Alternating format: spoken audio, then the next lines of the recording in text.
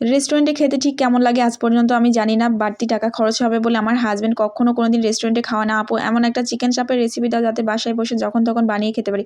Hello everyone, আসসালামু আলাইকুম। এই কথাগুলো আমার ইনবক্সে এক ফলোয়ার আপু লিখে পাঠিয়েছে। তো চিন্তা করলাম যে শুধুমাত্র চিকেন চাপ দিলে হবে, তোমরাই তো আবদার করবে আপু নান রুটি দাও। এত প্যারা কি নিবি ভাই? এজন্য দেখো নান রুটির রেসিপি নিয়ে আসলাম, তো আবার বাটার নান। দেখো এখানে একটা ডিম ভেঙে নিয়েছি, 1 চামচের মতো চিনি, স্বাদ মতো লবণ, তারপর হাফ চামচের মতো ইস্ট নিয়েছি, তার মধ্যে দিয়ে দিচ্ছি 2 চামচের মতো কাস্টার্ড পাউডার, তার মধ্যে দিয়ে দিচ্ছি আমি 1 চামচের মতো হচ্ছে গুঁড়া দুধ, তারপরে হাফ চামচের মতো দিয়ে দিচ্ছি বেকিং পাউডার, সামান্য তিল ভেজে নিয়েছি আগে থেকে, 1 চামচের মতো ঘি দিয়ে দিচ্ছি, তারপরে দিয়ে দিচ্ছি 1 চামচের মতো সয়াবিনের তেল। এই সমস্ত উপকরণকে খুব সুন্দর মতো করে হাতের সাহায্যে ঘুটে নিতে হবে। অ্যাকচুয়ালি ঘুটা বলতে একদম লিকুইড একটা ভাব চলে আসবে। তার মধ্যে 2 কাপের মতো ময়দা আমি দিব। প্রথমে 1 কাপ ইউজ করলাম, তারপরে এবার দিব হচ্ছে আর 1 কাপ ময়দা। এরপর হালকা উষ্ণ গরম পানি দিয়ে আমি এখন খুব সুন্দর মতো করে একটা ডো করে নিব। তারপরে ঠিক এই পর্যায়ে আসলে এখানে আমি 1 চামচের মতো সয়াবিনের তেল দিয়ে আরেকটু ভালো করে মথে নিয়ে এই হচ্ছে ডোটাকে আমি একটা উষ্ণ গরম পানির পাত্রের উপর রেখে দেব ফুলে ওঠা পর্যন্ত। তারপরে আমি চিকেন কাটাকাটি করতে চলে গেলাম। এখানে 2টা লেগ পিস নিয়েছি, কারণ আমার হাসব্যান্ড আমি দুজনের লেগ পিস লাভার। তোমরা চাইলে এখানে ব্রেস্ট পিস নিতে পারো, কোনো ব্যাপার না। তারপর হাড়গুলোকে থেতলিয়ে নিয়েছি এবং মাংসগুলোকে আমি একদম ছড়িয়ে দিয়েছি কেটে। কীভাবে কেটেছি তোমরা দেখতেই পাচ্ছ। দেখো লাস্ট ফিনিশিংটা ঠিক এমন হয়েছে। ওপর থেকে আরেকটু চাকু দিয়ে বাড়ি দিচ্ছি। তারপর চলো মশলা করতে যাই। এখানে কিছু কিশমিশ আর নানান রকম বাদাম দিয়ে আমি একটা পেস্ট করেছি।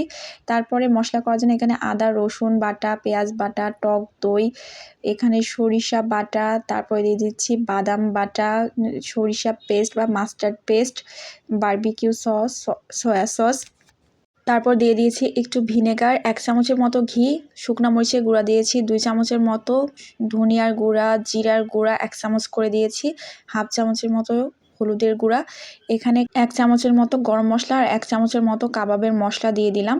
তারপরে দিয়ে দিচ্ছি 1 চামচের মতো হচ্ছে চিনি আর 1 স্লাইস লেবুর রস, তারপরে দিয়ে দিচ্ছি সরিষার তেল কিছুটা।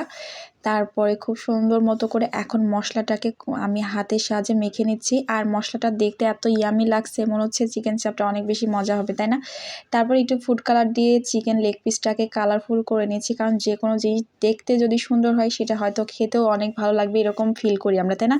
তো দেখতে ভালো হলেই কিন্তু আমাদের খেতে ইচ্ছে করে। তারপরে আমি মশলার মধ্যে চিকেন লেগ পিসটা হচ্ছে কোট করে নিচ্ছি ভালো করে, চামড়ার মধ্যে দিয়েও দিয়ে দিচ্ছি মশলাগুলোকে ভালো করে।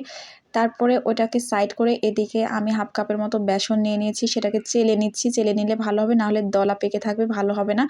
তার মধ্যে দিয়ে দিচ্ছি আমি একটু গোলমরিচের গুঁড়া, একটু লবণ আর একটু শুকনা মরিচের গুঁড়া, আর ভালো করে মিক্স করে এর মধ্যে আমি লেগ পিসটাকে দিয়ে একটু বেসনের সাথে কোট করে নিচ্ছি। সরিষার তেল চুলাতে গরম করে হালকা আছে এখন লেগ পিসটাকে এপাশ ওপাশ ওপাশ এপাশ এভাবে করে কিন্তু আমি বেশ কয়েকবার দিয়ে একদম হালকা আছে কিন্তু ভেজে নিলাম। দেখতে অনেক ইয়াম্মি হয়েছে, তাই না? ওই সেম তেলের মধ্যে আমি এখন একটু পেঁয়াজ কুচি আর একটু কাঁচামরিচের কুচি দিয়ে ভেজে নিলাম। হালকা ভেজেছি, বেরেস্তা না কিন্তু। তার মধ্যে ওই সেম তেলে আর একটু তেল দিয়ে চাপের যে বাড়তি মশলাটা ছিল ওই মশলাটা দিয়ে আমি এখন ভুনা করে নিচ্ছি।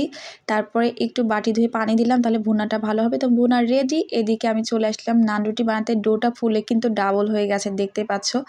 তারপরে গোল্লা পাকিয়ে নিয়েছি। এরপরে হচ্ছে এবড়ো থেবড়ো একটা রুটি বানিয়ে ফেলবো। তোমরা চাইলে যতটা পারো গোল করতে পারো। আর রেস্টুরেন্টে কিন্তু এত গোল টোল করে না ভাই, ওরা একটা টান মেরে দেয়।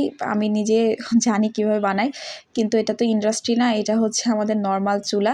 তো আল্লাহর রহমতে অনেক মজা হয়েছে। নান রুটিগুলো একদম মানে এত সফট, তোমাদেরকে আমি কিন্তু একদম মানে গোল্লা করে পাকিয়ে দেখাইলাম যে কতটা সফট হয়েছে। খেতেও কিন্তু অনেক বেশি মজা হয়েছিল, বুঝতে পেরেছো? তারপর তো ডেকোরেশন করে নিচ্ছি চাপের ভুনা মশলা, মেয়োনিজ আর শসা দিয়ে। ভালো লাগলে অবশ্যই লাইক, কমেন্ট এবং শেয়ার দিতে ভুলবেন না। আজকে এই পর্যন্তই। সবাই ভালো থাকবেন, সুস্থ থাকবেন। আল্লাহ হাফেজ।